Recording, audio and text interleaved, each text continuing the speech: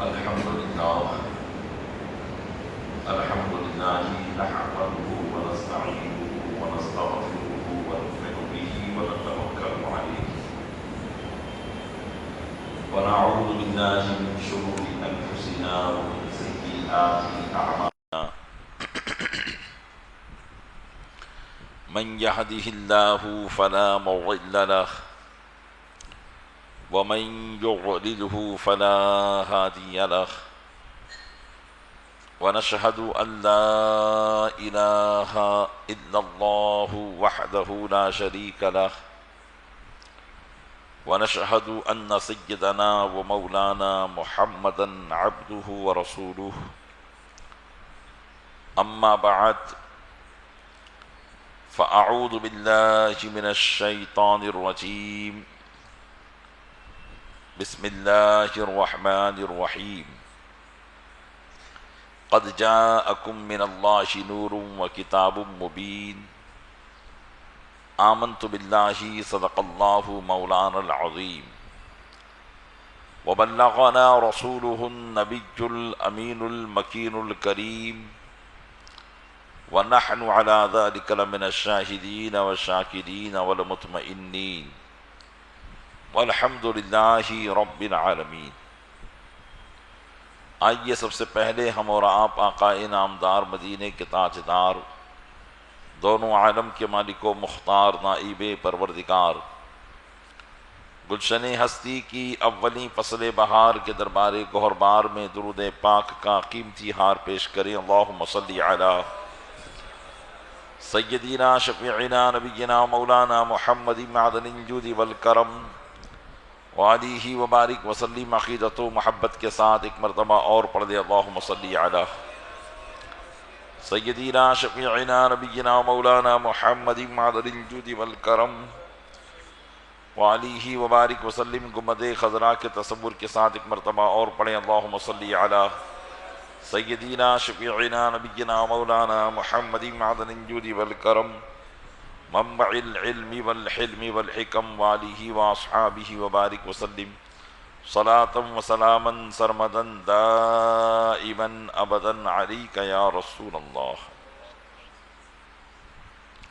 الحمدللہ عز وجل ہم اور آپ سید الشہداء امام علی مقام امام حسین رضی اللہ تعالی عنہ اور ان کے دیگر رفقاء و شہداء کربلا رضوان اللہ تعالی علیہ مجمعین کی بارگاہ میں خراج عقیدت پیش کرنے کے لیے حاضر ہوئے ہیں۔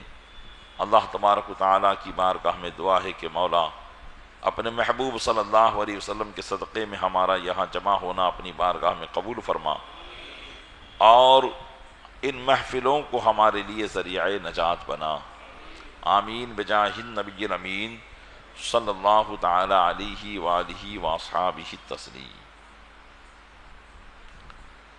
معدوم نہ تھا سایہ شاہ ثقلین، معدوم نہ تھا سایہ شاہ ثقلین،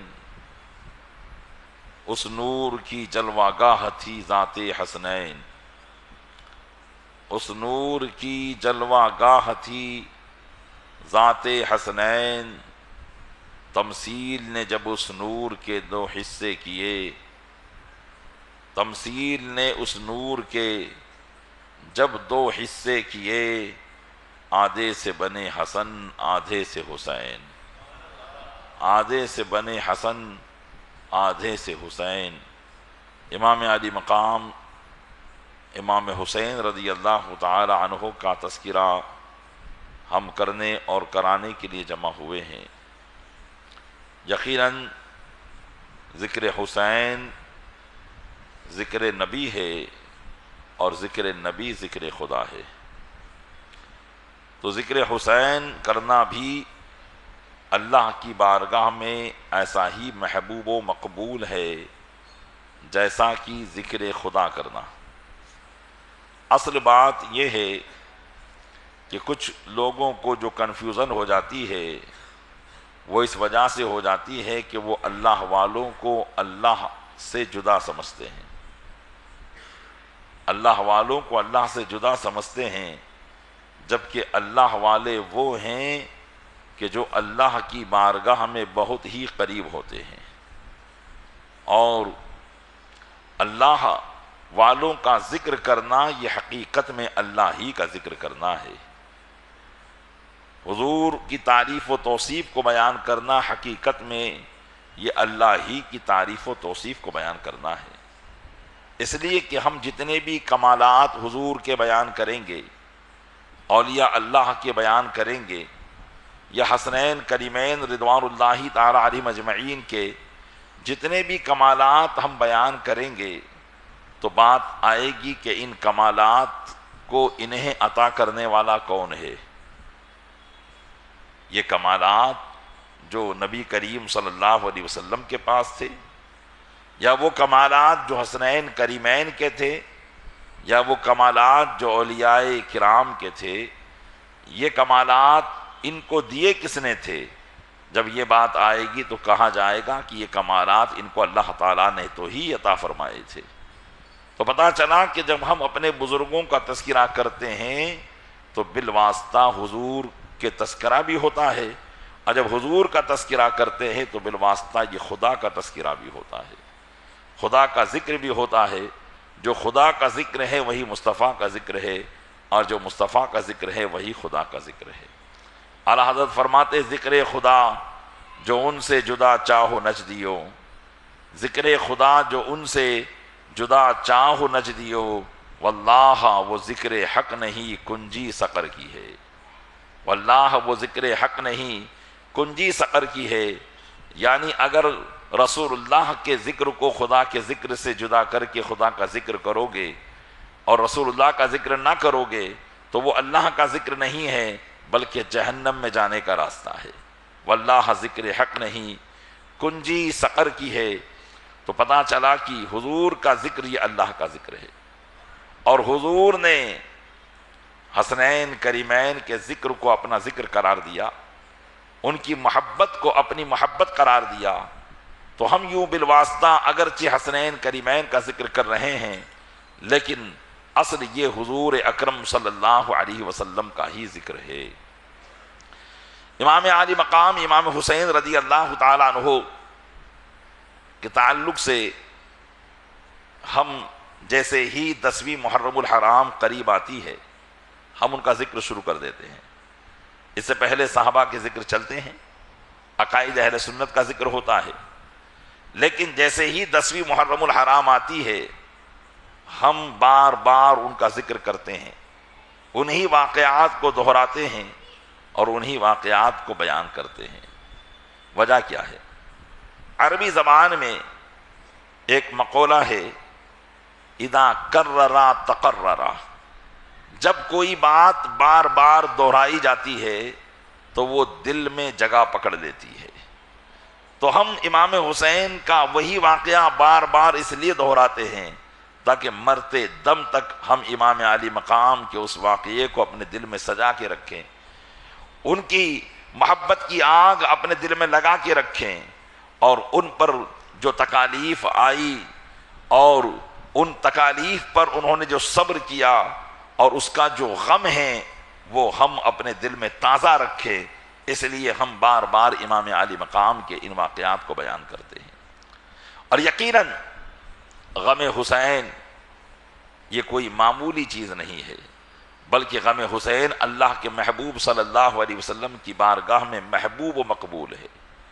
بعض حضرات کی اللہ تعالیٰ نے صرف اسی لیے مغفرت فرما دی کہ وہ امام علی مقام کے غم میں سچی عقیدت کے ساتھ رویا کرتے تھے۔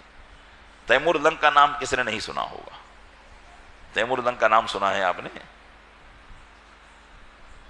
صرف 2 ہی 3 آدمی کی گردنیں حرکت کر رہی ہے۔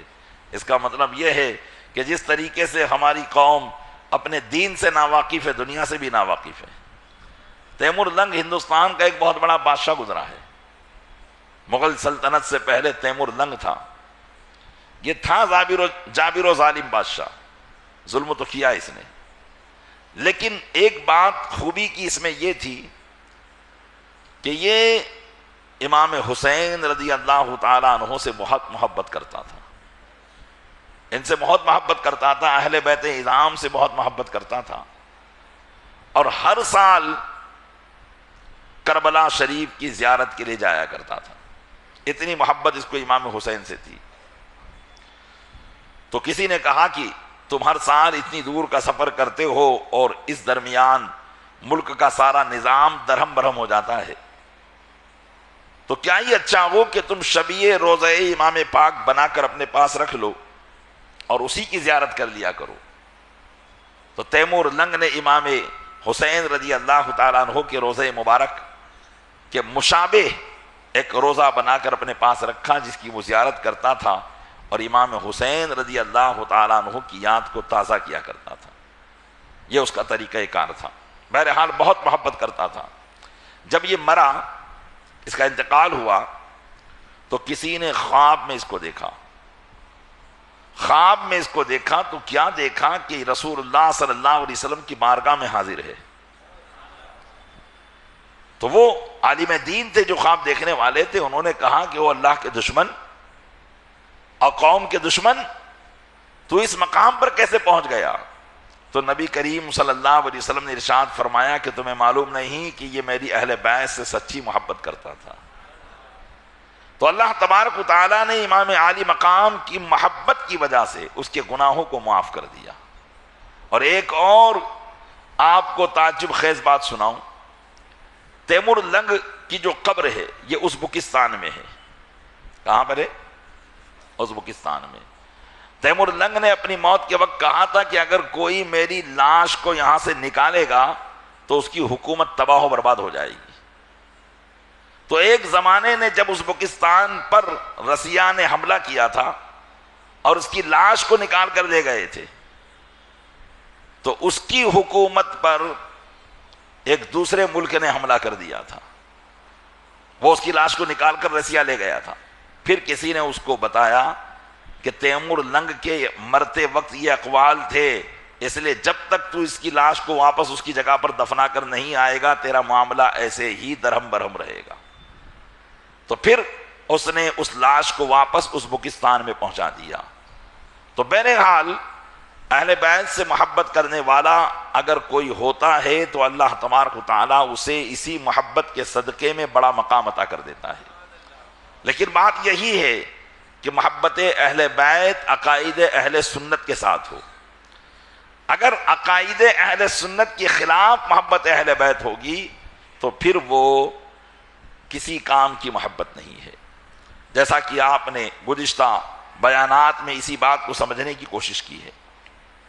بہرحال ہم بھی اسی امید سے امام علی مقام امام حسین رضی اللہ تعالیٰ عنہ کا تذکرہ کرنے کے لیے حاضر ہوئے ہیں کہ کہیں ہمارے آقا صلی اللہ علیہ وسلم کو ہماری یادہ پسند آئے اور اللہ کی بارگاہ میں ہمارے گناہوں کی بخشش ہو جائے، اور یہی بات ہمارے لیے راہ نجات ہو جائے۔ اللہ تبارک و تعالیٰ امام حسین کے صدقے میں ہم تمام کی مغفرت فرمائے۔ امام علی مقام رضی اللہ تعالیٰ عنہ کی ولادت سے پہلے نبی کریم صلی اللہ علیہ وسلم کی چچی حضرت ام الفضل رضی اللہ تعالیٰ عنہ نے ایک خواب دیکھا، تو بڑی پریشان ہو کر حضور اکرم صلی اللہ علیہ وسلم کی بارگاہ میں حاضر ہوئی، اور یہ حضرت عباس بن عبد المطلب رضی اللہ تعالیٰ عنہ کی زوج محترمہ تھی حضرت ام الفضل۔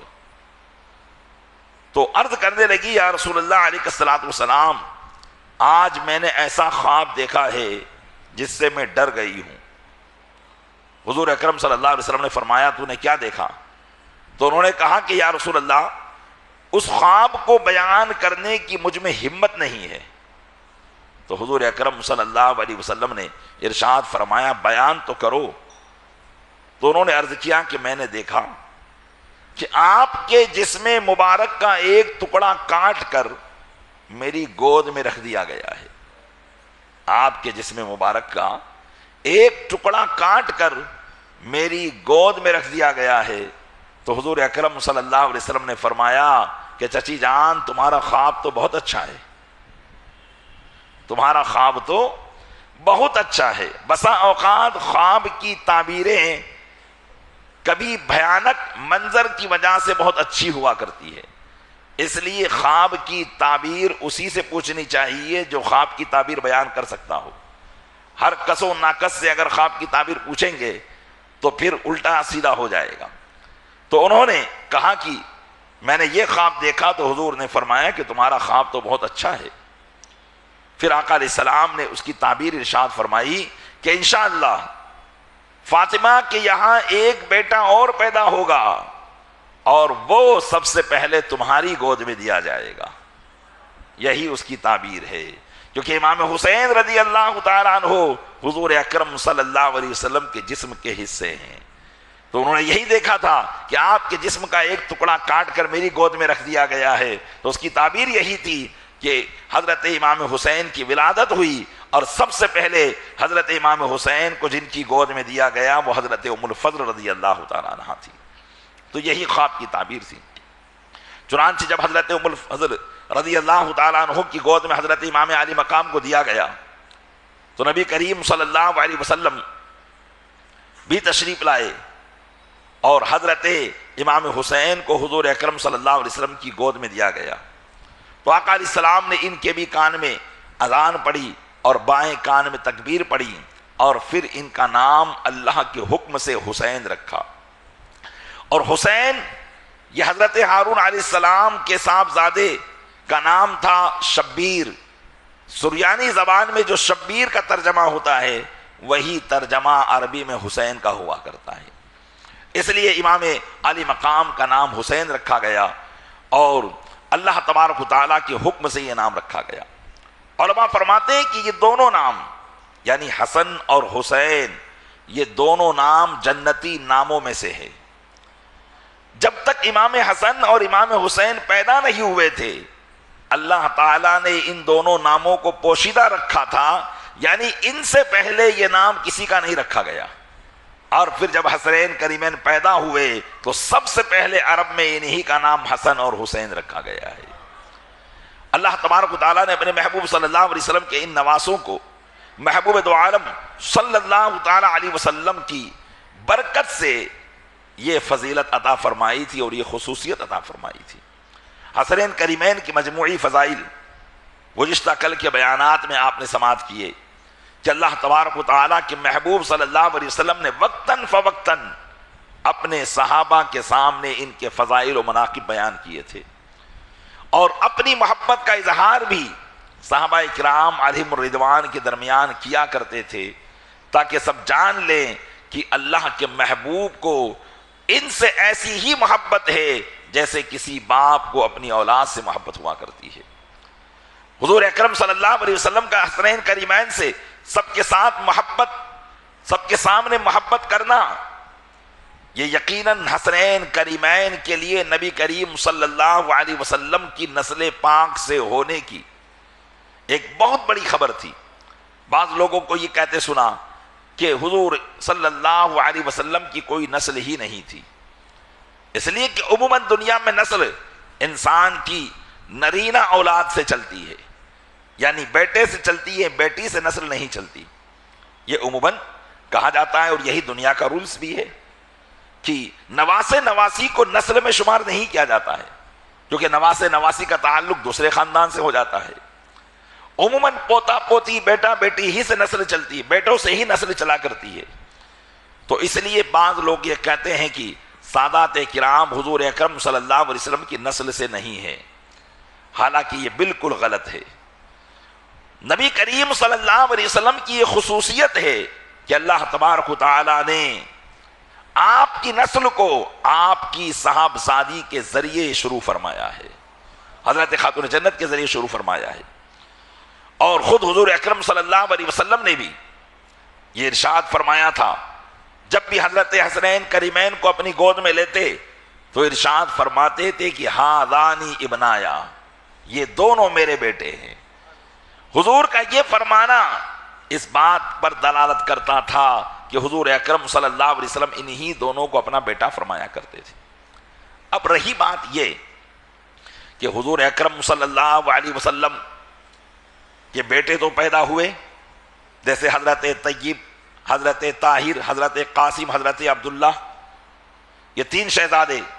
اور حضرت ابراہیم جو حضرت ماریا قبطیہ کے شکم اقدس سے پیدا ہوئے.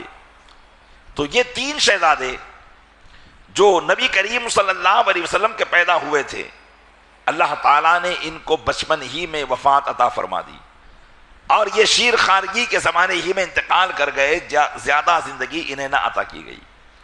علماء فرماتے ہیں کہ آخرکار حضور اکرم صلی اللہ علیہ وسلم کی جو نرینہ اولاد ہوئی تھی، جو بیٹے ہوئے تھے، انہیں کیوں بچپن ہی میں وفات عطا کر دی گئی؟ علماء نے اس کی حکمت یہ بیان کی ہے کہ اس کی حکمت یہ ہے کہ حضرت ابراہیم علیہ السلام کے بیٹے نبی ہوئے، حضرت اسحاق اور حضرت اسماعیل علیہ السلام. حضرت اسحاق کے بیٹے بھی نبی ہوئے، حضرت یعقوب علیہ السلام. حضرت یعقوب علیہ السلام کے بیٹے بھی نبی ہوئے، حضرت یوسف علیہ السلام. حضرت آدم علیہ السلام کے بیٹے بھی نبی ہوئے، حضرت شیس علیہ السلام. اسی طریقے سے حضرت داؤد علیہ السلام کے بیٹے حضرت سلیمان علیہ نبینا علیہ السلام. تو اس طریقے سے انبیاء کی جو اولاد تھی، اللہ تبارک و تعالیٰ ان کو نبوت عطا فرمایا کرتا تھا، ان کی نرینہ اولاد کو نبوت عطا فرمایا کرتا تھا. لیکن حضور کے بعد نبوت کا دروازہ بند ہو گیا تھا. اب اگر حضور کے کوئی بیٹے زندہ ہوتے اور ان کو نبوت نہ ملتی تو یہودی یہ بیان کرتے کہ ہمارے نبیوں کے بیٹوں کو تو نبوت ملا کرتی تھی، لیکن تمہارے نبی کے بیٹوں کو نبوت نہ ملی. اس لیے اللہ تبارک و تعالیٰ نے اپنے محبوب کے اوپر نبوت کا خاتمہ فرما کر، خاتم الانبیاء آپ کو فرما کر، آپ کی نرینہ اولاد کو بچپن ہی میں وفات عطا فرما دی، تاکہ کسی کی زبان میں محبوب کی ذات مقدسہ پر اعتراض کرنے کے لیے کوئی اعتراض نہ رہ جائے. اس حکمت کے پیش نظر علماء فرماتے ہیں کہ اللہ نے اپنے محبوب کے صاحبزادگان کو بچپن ہی میں وفات عطا فرمائی. اب رہی بات یہ کہ حضور کی نسل چلنا تھی، کیونکہ نبی کریم صلی اللہ علیہ وسلم کی ذات مبارکہ تمام کائنات کے لیے فیض عام ہے. جس طریقے سے دنیا کا نظام ظاہری اسباب سے چلتا ہے، اسی طرح دنیا کا باطنی نظام روحانی اسباب سے چلتا ہے. ورنہ اگر یہ روحانی اسباب نہ ہو تو دنیا درہم برہم ہو جائے. اب یہ چیز ہماری نگاہوں میں نہیں آتی، بلکہ باطنی اسباب کے ذریعے ہی ظاہری اسباب کو سنوارا جاتا ہے. آپ نے سنا ہوگا حضور غوث پاک رضی اللہ تعالیٰ عنہ کا واقعہ کہ ایک مرتبہ رات میں حضور غوث پاک عبادت الہی میں لگے ہوئے تھے کہ اچانک حضرت خضر علیہ السلام آئے اور ارشاد فرمایا کہ آپ عبد القادر فلاں جگہ کے ابدال کا انتقال ہو گیا ہے، فوراً رات میں وہاں پر ابدال کا انتظام کرنا ہے. ابدال یہ اولیاء کرام کے اندر ایک قسم ہے جو شہروں کے نظام کو سنبھالتی ہے. اللہ تبارک و تعالیٰ کی طرف سے ان کو مقرر کیا جاتا ہے، اور ان کو ابدال کہتے ہی اس لیے ہے کہ ابدال بدل سے بنا، اور بدل کا معنی ہوتا ہے کہ جب کوئی ایک ابدال انتقال کر جاتا ہے تو اس کی جگہ پر دوسرا ابدال آتا ہے. اور یہ ایسا ہی ہوتا ہے کہ اس میں ایک لمحہ کی تاخیر کے بغیر اس دوسرے ابدال کو وہاں مقرر کیا جاتا ہے. اللہ تعالیٰ نے یہ ڈیوٹی حضرت خضر علیہ السلام کے سپرد کی ہے کہ جہاں کہیں کا بھی ابدال اگر انتقال کرتا ہے تو حضرت خضر حضور غوث پاک کی بارگاہ میں جاتے ہیں، اور حضور غوث پاک جس کے لیے فرماتے ہیں اس کو وہاں کا ابدال بنا دیا جاتا ہے. اللہ تعالیٰ نے حضور غوث پاک کو یہ مقام اور مرتبہ عطا فرمایا. تو ایک رات میں آپ آئے اور فرمایا کہ ابدال کا انتظام کرو. حضور غوث پاک نے فرمایا کہ ابدال کا انتظام صبح کیا جائے گا. تو حضرت خضر علیہ السلام نے کہا کہ اگر رات میں وہاں پر کوئی حادثہ ہو گیا تو اس کی ذمہ داری کون لے گا؟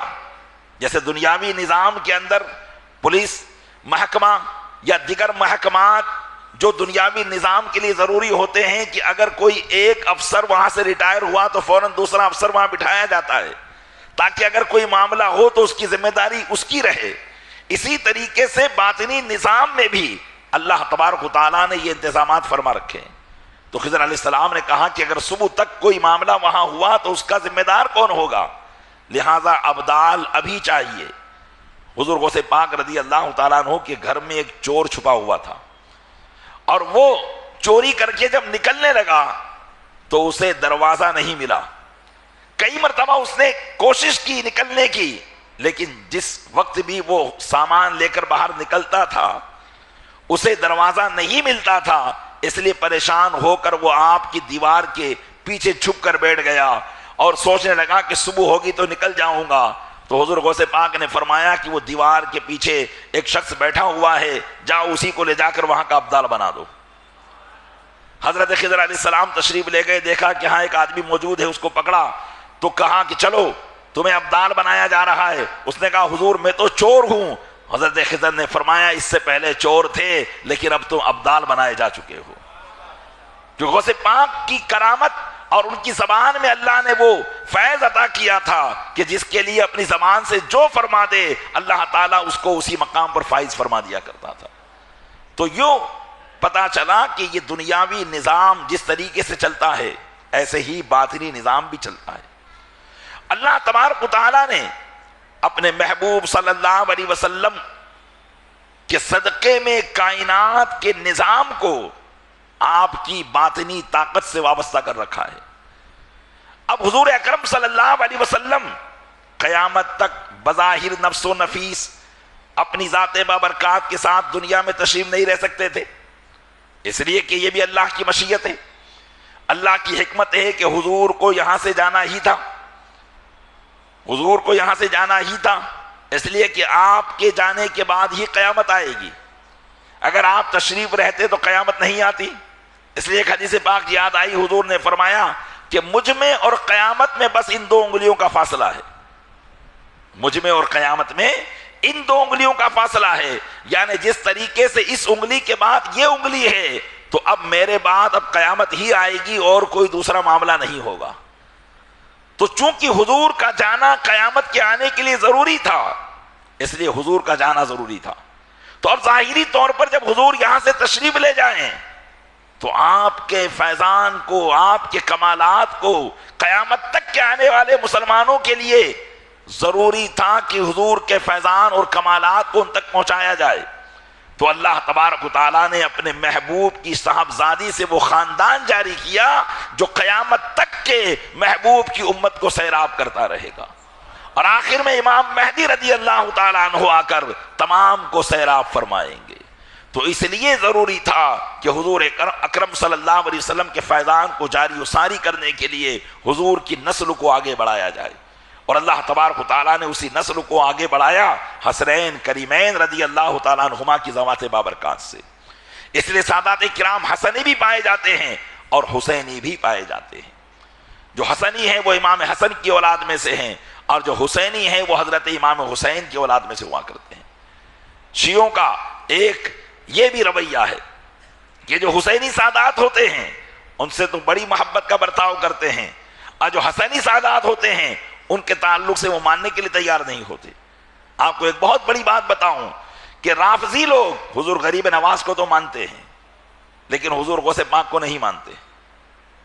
حضور غریب نواز کو مانتے ہیں، آپ نے دیکھا ہوگا، لیکن آپ نے یہ نہیں دیکھا ہوگا کہ حضور غوث پاک کے آستانے پر کوئی شیعہ آ جائے۔ وجہ کیا ہے؟ کیونکہ حضور غوث پاک حسنی سید ہے اور حضور غریب نواز حسینی سید ہیں، تو ان کو ماننے کی وجہ یہ ہے کہ وہ حسینی ہیں اور حضور غوث پاک حسنی ہے۔ اور حضور غوث پاک رضی اللہ تعالیٰ عنہ نے اپنی حیات مبارکہ میں جب تک آپ تشریف فرما رہے رافضیوں کا رد فرماتے رہے، شیعوں کا رد فرماتے رہے، کیونکہ اس وقت ان کا زور تھا۔ اس وجہ سے حضور غوث پاک رضی اللہ تعالیٰ عنہ نے اس بات کا بیڑا اٹھایا تھا۔ تو اس لیے آپ شیعوں سے پوچھیں تو وہ حضور غوث پاک کا نام نہیں لیں گے، لیکن آپ دیکھیں گے کہ غریب نواز کا نام وہ لیں گے۔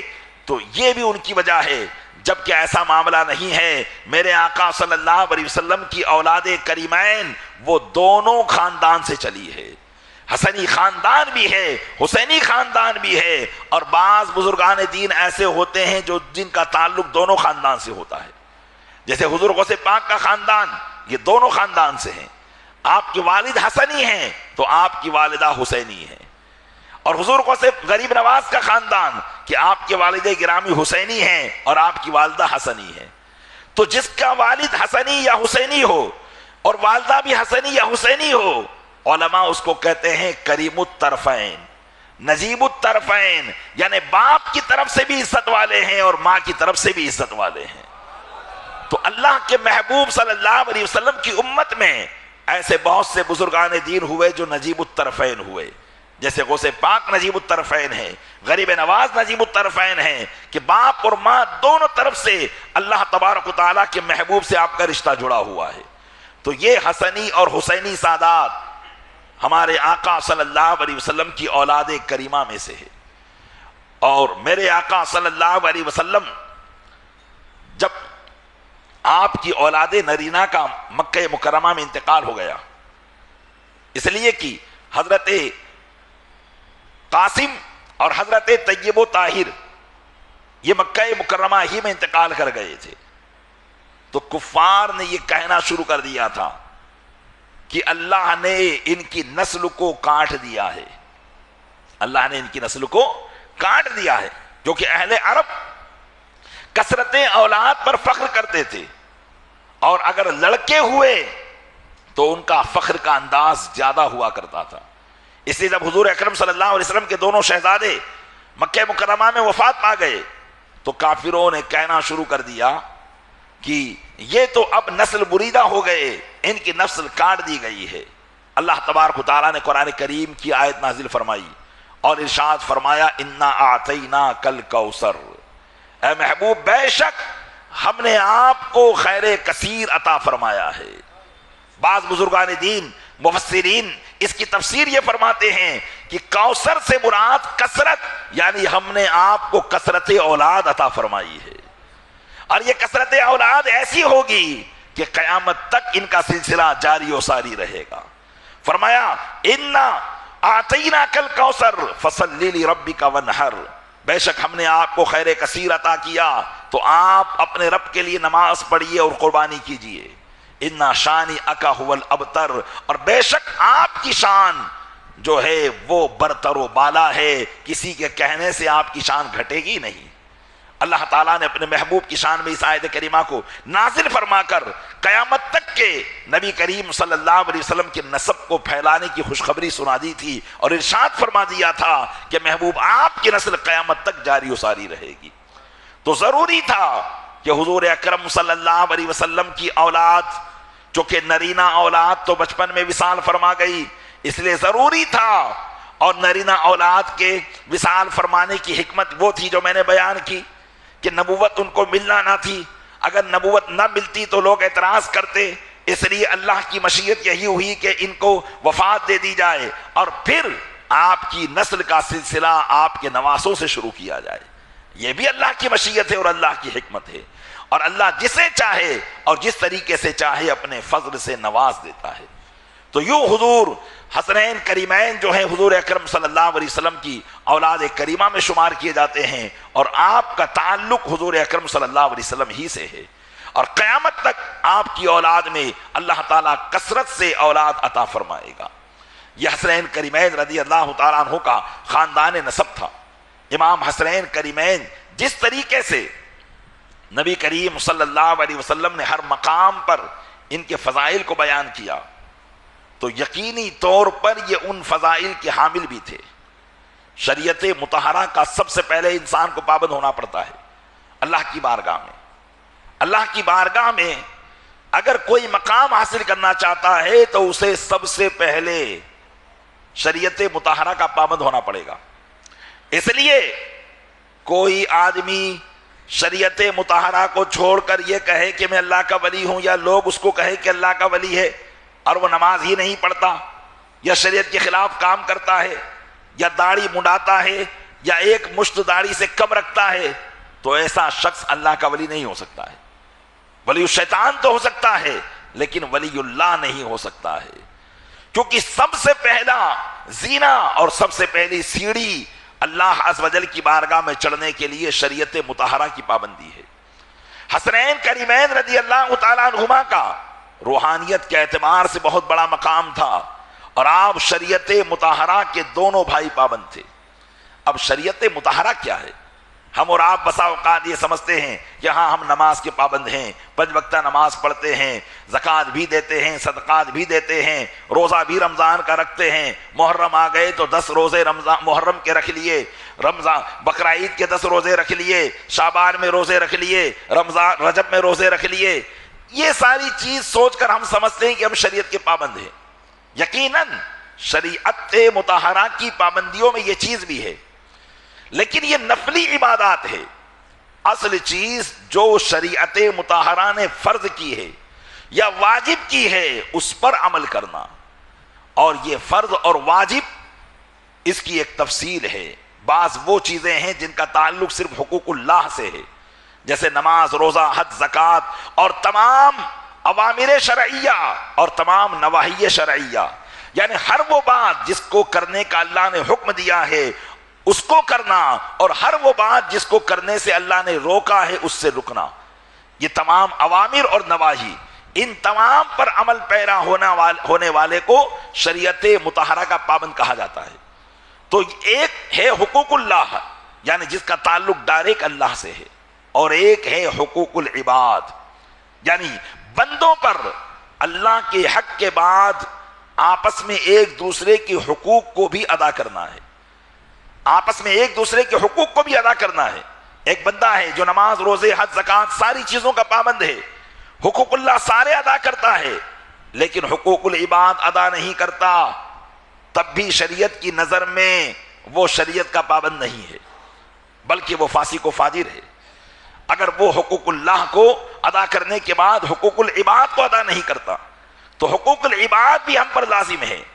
اور حقوق العباد میں سے ایک حق، جس کی مثال میں آپ کو حسنین کریمین کی زندگی مبارکہ میں پیش کر کے آگے بڑھوں گا، ایک حق ہے اپنے رشتہ داروں کے ساتھ تعلقات کو بنا کے رکھنا، صلہ رحمی کرنا، ان کے ساتھ حسن سلوک کرنا، اور اگر دنیاوی بات میں کسی سے کچھ ناتعلقی ہو گئی تو 3 دن کے اندر اندر ان سے گفتگو کر لینا۔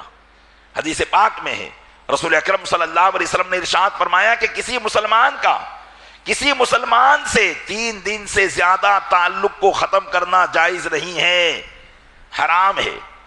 اگر ایک مسلمان دوسرے مسلمان سے 3 دن سے زیادہ قطع تعلق رکھتا ہے تو وہ ناجائز اور حرام کام کا مرتکب ہے، گناہ کبیرہ کا مرتکب ہے، اگرچہ نماز، روزہ، حج، زکوٰۃ ساری چیزیں وہ ادا کرتا ہو، حقوق اللہ سارے ادا کرتا ہو، لیکن اگر وہ یہ کام نہیں کرتا ہے، رشتہ داروں سے رشتہ داری توڑ کر بیٹھا ہوا ہے، تو یہ سمجھ لیجئے کہ وہ اللہ کی بارگاہ میں سخت گناہ گار ہے۔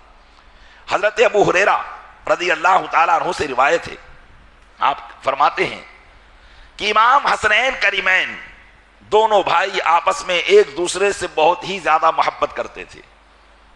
بھائیوں میں اگر محبت ہوتی ہے تو یقیناً خاندان بہت خوشحال ہوا کرتا ہے۔ آپ نے دیکھا ہوگا کہ جن خاندانوں کے اندر بھائیوں میں محبت ہے وہ خاندان دنیاوی اعتبار سے بھی خوشحال ہوتا ہے اور دینی اعتبار سے بھی خوشحال ہوتا ہے، اور جہاں بھائی بھائی میں ناچاکی ہوئی بربادیاں شروع ہو جاتی ہے۔ دین کے اعتبار سے تو بربادی شروع ہو ہی چکی ہے، لیکن دنیاوی اعتبار سے بھی وہاں بربادی شروع ہو جاتی ہے۔ تو بھائیوں کی محبت یہ یقیناً ایک دوسرے کے لیے کامیابی اور ترقی کا ذریعہ ہے۔ اس لیے امام حسنین کریمین رضی اللہ تعالی عنہما کے درمیان جو محبت تھی، صحابہ کرام اس کی مثال پیش کیا کرتے تھے۔ لیکن ایک مرتبہ کسی معاملے کی وجہ سے دونوں میں ناچاکی ہو گئی اور بات بند کر دی، قطع کلام کر لیا گیا۔ تو حضرت ابو ہریرہ رضی اللہ تعالیٰ عنہ صحابی رسول ہیں، رسول اکرم صلی اللہ علیہ وسلم کی کثرت سے حدیث کو بیان کرنے والے حضرت ابو ہریرہ رضی اللہ تعالیٰ عنہ کہتے ہیں کہ میں حضرت امام حسین کے پاس گیا اور میں نے کہا کہ شہزادے، کیا تم نے اللہ کے رسول صلی اللہ علیہ وسلم کی حدیث نہیں سنی کہ جو شخص اپنے بھائی سے 3 دن سے زیادہ تعلقات کو قطع کرے گا تو وہ ناجائز اور حرام کام کا مرتکب ہوگا، لہذا 3 دن پورے ہونے سے پہلے آپ جلدی سے اپنے بھائی جان سے ملاقات کر لو، کیونکہ آپ چھوٹے ہو، آپ کو ان کے پاس جانا چاہیے۔ تو حضرت امام حسین رضی اللہ تعالیٰ عنہ نے کہا ضرور میں جاتا اگر یہ حدیث نہ سنتا، کیونکہ میں نے اپنے نانا جان سے یہ حدیث سن رکھی ہے کہ جب دو مسلمانوں میں قطع تعلق ہو جائے تو ان میں جو پہل کرے گا وہ پہلے جنت میں جائے گا، ملاقات کرنے میں جو پہل کرے گا وہ پہلے جنت میں جائے گا۔ تو حضرت امام حسین نے کہا کہ میں نہیں چاہتا ہوں کہ میں اپنے بڑے بھائی سے پہلے جنت میں چلا جاؤں، میں نہیں چاہتا کہ میں اپنے بڑے بھائی سے پہلے جنت میں چلا جاؤں، اس لیے آپ ان سے جا کر کہیے کہ پہل وہ کریں۔ چنانچہ حضرت ابو ہریرہ کہتے ہیں کہ میں پھر حضرت امام حسن کے پاس آیا اور انہیں بھی یہی حدیث یاد دلائی، اور امام حسین نے جو حدیث بیان کی تھی وہ بھی میں نے ان کو بیان کی۔ تو حضرت امام حسن نے کہا کہ میرا بھائی صحیح کہتا ہے، اور پھر آپ خود آئے اور حضرت امام حسین سے آپ نے ملاقات کی۔ پیارے اسلامی بھائیو، یقیناً صلہ رحمی یہ ہمارے لیے بہت ضروری ہے، آپس میں تعلقات کو جوڑنا یہ بہت ضروری ہے۔ اللہ کے محبوب صلی اللہ علیہ وسلم فرماتے ہیں سل من قطعک واعف عمن ظلمک، جو تم سے توڑے تم اس سے جوڑو، اور جو تم پر ظلم کرے تم اسے معاف کر دو۔ حضور اکرم صلی اللہ علیہ وسلم کی ایک حدیث پاک ہے کہ جب اللہ تبارک و تعالیٰ نے رشتہ داری کو پیدا کیا، جب اللہ نے رشتہ داری کو پیدا کیا تو رشتے نے اللہ کی بارگاہ میں کھڑے ہو کر عرض کیا کہ اے مولا تو نے مجھے پیدا کیا ہے انسانوں کے لیے، لیکن یہی انسان مجھے توڑ دے گا، یہی انسان مجھے توڑ دے گا۔ تو اللہ تبارک و تعالیٰ نے اس رشتے سے ارشاد فرمایا تو فکر نہ کر، جو تجھے توڑے گا ہم اس کے درمیان تفریق کو پیدا کر دیں گے۔ تو پتہ چلا کہ رشتے نے شکایت اللہ کی بارگاہ میں کی تھی، مطلب یہ ہے کہ رشتہ داری کا توڑنا یہ رب تعالیٰ کی بارگاہ میں بڑا ناپسند تھا، اور خود رحم یعنی رشتہ داری بھی اس بات کو محسوس کر رہا تھا، اور اللہ جسے چاہے محسوس کروائے۔ تو پتہ چلا کہ صلہ رحمی کرنا، آج بات بات پر بھائی بھائی سے جدا ہو جاتا ہے، بہن بھائی سے تعلقات ختم کر لیتے ہیں، برسوں گزر جاتے ہیں، سالوں سال بات چیت نہیں ہوتی، باپ بیٹے کا منہ دیکھنا نہیں چاہتا، بیٹا باپ کا منہ دیکھنا نہیں چاہتا، باپ بھی اپنی اڑ پر اڑا ہوا رہتا ہے، بیٹا بھی اپنی اڑ پر اڑا ہوا ہوتا ہے۔ تو اس لیے چاہیے کہ پہل کرے، اللہ رسول عز و جل صلی اللہ علیہ وسلم کی احادیث مبارکہ کو سامنے رکھتے ہوئے پہل کرے اور جنت میں پہلے چلا جائے، جنت میں پہلے چلا جائے، کسی بھی طریقے سے اس رشتہ داری کو ختم نہ ہونے دے، کہ جہاں یہ رشتہ داری ختم ہوگی وہاں ناچاکیاں اور بے برکتیاں پیدا ہو جائے گی۔ بزرگان دین فرماتے ہیں کہ اگر تم چاہتے ہو کہ اپنے گھروں کے اندر برکت رہے تو سارے گھر والے محبت کے ساتھ مل کر رہو، ایک دوسرے کا دل ایک دوسرے کے خلاف نہیں ہونا چاہیے، ایک دوسرے کا دل ایک دوسرے کے موافق ہونا چاہیے۔ ہاں 19-20 کوئی بات ہوتی ہے تو برداشت اور تحمل کا مادہ پیدا کرے اور ایک دوسرے کو معاف کرنے کی عادت ڈالے۔ اگر کسی کے تعلق سے آپ نے سنا کہ اس نے میرے بارے میں یہ کہا ہے اور وہ آپ کا رشتہ دار ہے تو سننے والوں کی بات پر توجہ نہ دے، بلکہ اللہ کی بارگاہ میں اس کے لیے دعا کرے، اللہ تبارک و تعالیٰ اس کے دل میں تمہارے لیے محبت کو پیدا کر دے گا۔ تو پیارے اسلامی بھائیوں، آج کے اس زمانے میں ہمارے لیے حسنین کریمین کی ان عادات پر عمل کرنا کتنا موافق ہوگا آپ اس سے سمجھ سکتے ہیں۔ اس لیے امام حسنین کریمین کے سچے عاشق ہیں اور یا حسین اور یا حسن کا نعرہ لگاتے ہیں، تو پھر ہمیں بھی اپنے رشتہ داروں سے تعلقات کو جوڑ لینا چاہیے۔ مرنے سے پہلے تعلقات اگر ہمارے بن گئے تو یقیناً دنیا اور آخرت دونوں کے لیے ہمارے لیے آسانی رہے گی۔ درود پاک پڑھے، اللہم صلی علی سیدنا شفیعنا نبینا مولانا محمد معدن الجود والکرم وآلہ وبارک وسلم، صلاۃ و سلام علیک یا رسول اللہ۔ امام علی مقام امام حسین رضی اللہ تعالی عنہ کو شہید ہونا تھا اللہ کی راہ میں، اور آپ کی شہادت، چونکہ بہت سے لوگ اسلام کے لیے شہید ہوئے، جنگ بدر میں شہید ہوئے، جنگ احد میں شہید ہوئے، جنگ خیبر میں شہید ہوئے، جتنی بھی جنگیں ہوئی کوئی نہ کوئی صحابی ضرور شہید ہوا ہے، بلکہ جنگ احد میں تو بہت سے صحابہ کرام کے ساتھ مصلح کیا گیا، یعنی ان کو شہید کرنے کے بعد ان کی لاشوں کو بگاڑا گیا، لیکن بالخصوص ان تمام شہادتوں کو یاد نہیں کیا جاتا، خصوصیت کے ساتھ امام حسین کی شہادت کو یاد کیا جاتا ہے۔ آخر اس کی وجہ کیا ہے؟ اس لیے کہ امام علی مقام کی شہادت تمام شہادتوں میں ایک عجیب شہادت ہے، اور یہ شہادت ایسی شہادت ہے کہ امام عالی مقام کے پیدا ہونے سے پہلے ہی اللہ تعالیٰ نے اس شہادت کا چرچا فرما دیا تھا، اور پیدا ہونے کے وقت بھی چرچا کیا، اور پیدا ہونے کے بعد بھی اس شہادت کا چرچا امت مسلمہ میں رہا ہے۔ چنانچہ سید الشہداء امام حسین رضی اللہ تعالیٰ عنہ کی پیدائش جیسے ہی ہوئی، آپ کی شہادت کی شہرت بھی عام ہو گئی۔ حضرت مولا کائنات، حضرت خاتون جنت فاطمہ الزہرا اور دیگر صحابہ کرام اور اہل بیت اعظام، سبھی لوگ آپ کے دودھ پیتے زمانے میں جان چکے تھے کہ حضرت امام حسین کو ظلم و ستم کے ساتھ کربلا کے میدان میں شہید کر دیا جائے گا۔ اس کی وجہ کیا تھی؟ اس کی وجہ یہ تھی کہ اللہ کی طرف سے اپنے محبوب کو پے در پہ اس کی خبریں مل رہی تھی، جیسا کہ حضرت ام الفضل بنت حارث جو حضرت عباس کی بیوی ہیں، نبی کریم صلی اللہ علیہ وسلم کی چچی جان ہے، کہتی ہیں کہ ایک روز میں حضور اقدس صلی اللہ علیہ وسلم کی خدمت میں حاضر ہوئی تو حضور اکرم صلی اللہ علیہ وسلم نے اپنی گود میں امام حسین کو لے رکھا تھا، تو میں نے دیکھا کہ حضور اکرم صلی اللہ علیہ وسلم کی آنکھوں سے اچانک آنسو بہنے شروع ہو گئے۔ میں نے عرض کیا یا رسول اللہ، میرے ماں باپ آپ پر قربان، آپ کا کیا حال ہے، آپ کیوں رو رہے ہیں؟ تو حضور اکرم صلی اللہ علیہ وسلم نے فرمایا کہ ام الفضل ابھی ابھی میرے پاس جبریل آئے تھے اور انہوں نے یہ خبر پہنچائی کہ ان امتی ستقتل ابنی ہادا، کہ یا رسول اللہ بے شک آپ کی امت یعنی میری امت ان قریب اس بچے کو قتل کر ڈالے گی، اس بچے کو شہید کر دے گی۔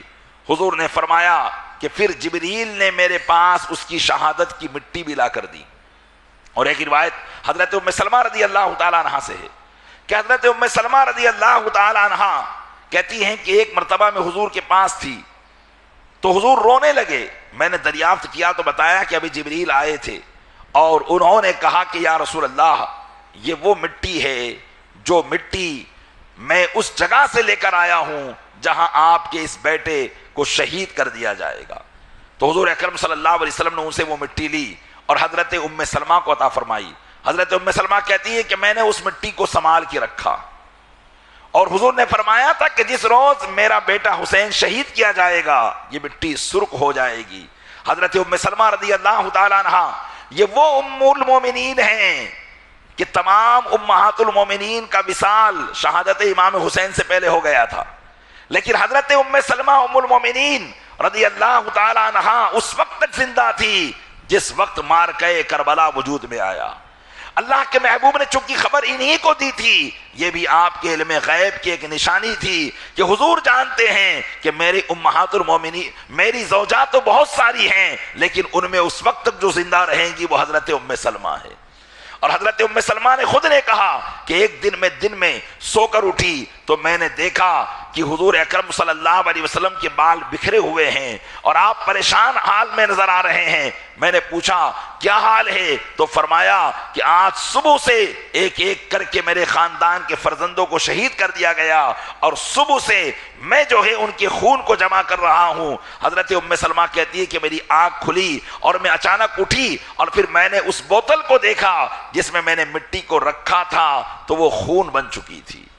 تو یہ حضرت ام سلمہ رضی اللہ تعالیٰ عنہ جن کو حضور نے وہ مٹی عطا فرمائی تھی، تو اب آپ سمجھ سکتے ہیں کہ ایسی نشانیوں کے ساتھ، ایسی علامتوں کے ساتھ کہ امام علی مقام کی شہادت تقریباً آپ کی عمر کے 55-56 سال کی عمر میں ہوتی ہے، لیکن 55-56 سال سے اس مٹی کو جس نے سنبھال کے رکھا ہو، ہر زمانے میں شہادت امام حسین یہ مشہور رہی ہو، تو اس لیے امام حسین کی شہادت کا معاملہ جو تھا وہ اللہ کے نزدیک بھی بہتر تھا، افضل تھا، اور حضور اکرم صلی اللہ علیہ وسلم کے نزدیک بھی افضل تھا، اور صحابہ اور اہل بیت بھی اس کی شہرت کیا کرتے تھے۔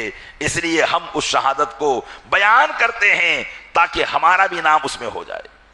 بلکہ اللہ تبارک و تعالیٰ نے بعض روایتوں کے مطابق امام حسین کی شہادت کا تذکرہ حضرت آدم علیہ السلام کے زمانے میں بھی فرمایا، حضرت نوح علیہ السلام کے زمانے میں بھی فرمایا، اور جب لوگوں نے حضرت یحییٰ کو قتل کیا تو حضرت زکریا پر اللہ نے وحی فرمائی کہ اے زکریا تمہارے بیٹے کو یہودیوں نے قتل کیا ہے لہذا ہم اس کا بدلہ لیں گے، لیکن ایک وقت آئے گا جب میرا آخری نبی آئے گا اور میرے آخری نبی کے نواسے کو لوگ قتل کریں گے تو ہم اس کا بھی بدلہ لیں گے۔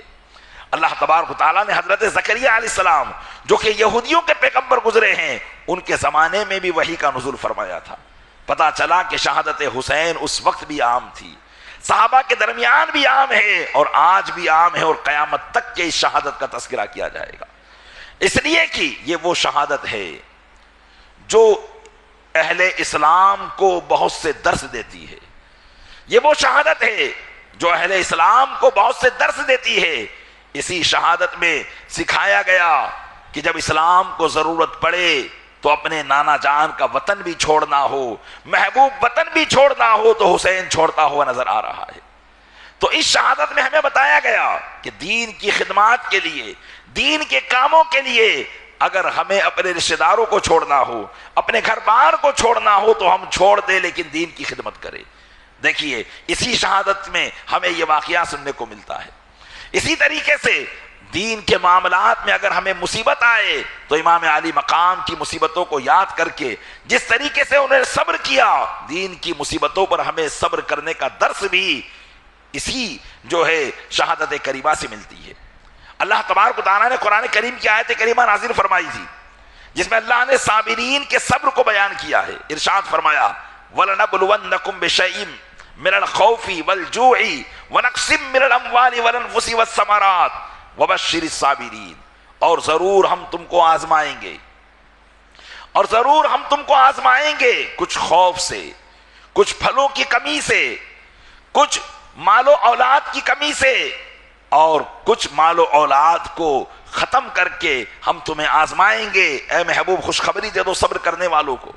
علماء فرماتے ہیں کہ اس آیت کریمہ کی پوری تفسیر امام حسین کی ذات کریمہ ہے، اس لیے کہ آپ کو اس پوری آیت میں جو جو چیزیں بیان کی گئی ہے وہ ساری چیزیں حضور حضرت امام حسین کی جو ہے ذات مبارکہ میں پائی جا رہی ہے کہ امام حسین کو خوف سے بھی آزمایا گیا، جنگیں بھی آپ نے کی، پھلوں کی کمی بھی، 3 دن آپ کو بھوکا پیاسا رکھا گیا، آپ کی اولاد کو آپ کے سامنے قتل کیا گیا۔ اللہ تعالیٰ نے صابرین کو صبر کے مقام پر فائز کرنے کے لیے جو جو شرطیں ارشاد فرمائی تھی وہ ساری آزمائش سے حضرت امام علی مقام کو گزار دیا گیا ہے۔ امام حسین یعنی خود کا شہید ہو جانا یہ ایک الگ چیز ہوتی ہے، لیکن اپنے عزیز و اقارب اور کنبے والوں کے ساتھ اللہ کی راہ میں شہید ہو جانا یہ انسان کے لیے ایک بہت بڑی کامیابی کا معاملہ ہوا کرتا ہے۔ ایک انسان اپنی تکلیف کو برداشت کر سکتا ہے لیکن اپنے گھر والوں کی تکلیف کو برداشت نہیں کر سکتا ہے۔ یہاں امام علی مقام کے سامنے آپ کے شہزادے بھی ہیں، شہزادیاں بھی ہیں، آپ کی بیویاں بھی ہیں، بھائی بھی ہیں، سب کی پریشانی کو آپ دیکھ رہے ہیں، سب کی زبانیں سوکھ کر کاٹا ہو چکی ہے۔ یقیناً یہ امام حسین تھے جنہوں نے اتنی تکالیف دیکھنے کے بعد بھی اپنی زبان سے کوئی شکایت کا لفظ نہ نکالا۔ تو شہادت حسین ہمیں اس بات کا بھی درس دیتی ہے کہ اللہ کی راہ میں آنے والی تکالیف کو ہم میٹھا گھونٹ سمجھ کر پی جائیں، پھر اللہ تبارک و تعالیٰ سے اس کی بہترین اجر کی امید رکھے۔ اس لیے شہادت حسین کو بیان کیا جاتا ہے۔ پیارے اسلامی بھائیوں، یقیناً اللہ تبارک و تعالیٰ نے ہمیں بہت سی نعمتوں سے نوازا ہے۔ اب اگر ان نعمتوں میں کمی ہو جائے تو بات بات پر اللہ کی ناشکری نہیں کرنی چاہیے۔ کبھی چلتے چلتے کاروبار بند ہو گیا، بات بات پر اللہ کی ناشکری نہیں کرنی چاہیے۔ رزق میں کمی آ جائے تو ناشکری نہ کرے بلکہ ہر وقت اللہ کا شکر ادا کرتے رہے کہ مولا اتنا بھی تو نے دیا ہے، یہ تیرا کرم ہے۔ امام علی مقام کا صبر اور آپ کی استقامت ہمیں یہی چیزیں سکھاتی ہے۔ اس لیے امام علی مقام کی شہادت کو بیان کیا جاتا ہے۔ اللہ تعالیٰ اپنے محبوب صلی اللہ علیہ وسلم کے صدقے میں ہمیں امام علی مقام کی زندگی پر چلنے کی توفیق عطا فرمائے، ان کے نقش قدم پر چلنے کی توفیق عطا فرمائے اور ان کے صدقے ہماری نجات فرمائے۔ پیارے اسلامی بھائیوں، یقیناً یہ محرم الحرام کا مہینہ چل رہا ہے اور آپ امام علی مقام کی قربانیاں اس ماہ مبارک میں سنتے ہیں، اور بحمدہ تعالیٰ دین کی تبلیغ کے لیے ہر سال محرم الحرام کی 8، 9 اور 10 تاریخ کو دعوت اسلامی کے کئی قافلے سنت بھرے